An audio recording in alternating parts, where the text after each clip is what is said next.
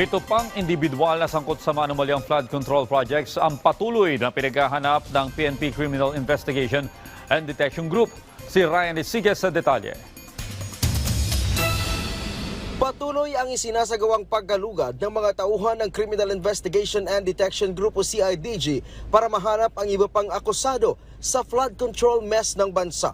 Pero ayon kay CIDG Director Police Major General Alexander Morico II, umakyat na sa 3 na akusado sa manumalyang flood control project ang nagpahatid ng surrender filler sa PNP CIDG. Git ni Morico, 2 sa mga ito ang nandito sa bansa habang ang isa ay nagtatago sa ibang bansa. There is a ongoing negotiation rin ng pag-surrender nila.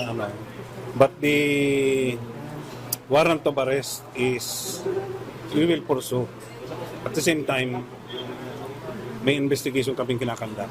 So, ano progress? And we're getting informations out of this, especially sa mga kamag-anak. Sinabi pa ni Morico na nagdadalawang isip sumuko ang ilan sa mga ito dahil wala silang pangkuha ng abogado. You know, you must understand also these people.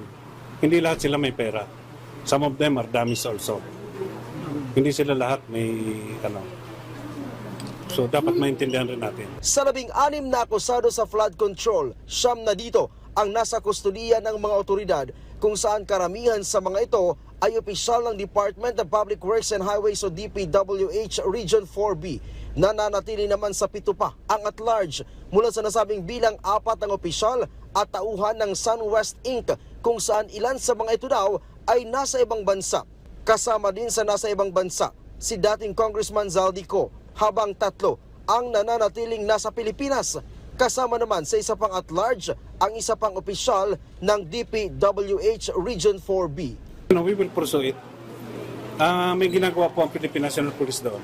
We have the leadership ng PNP, may tayo sa police attaches natin. So ongoing rin po ang effort. Hindi naman po standalone ng CIDG. We have all units ng PNP. Ryan Lisigas para sa Pambansang TV sa Bagong Pilipinas.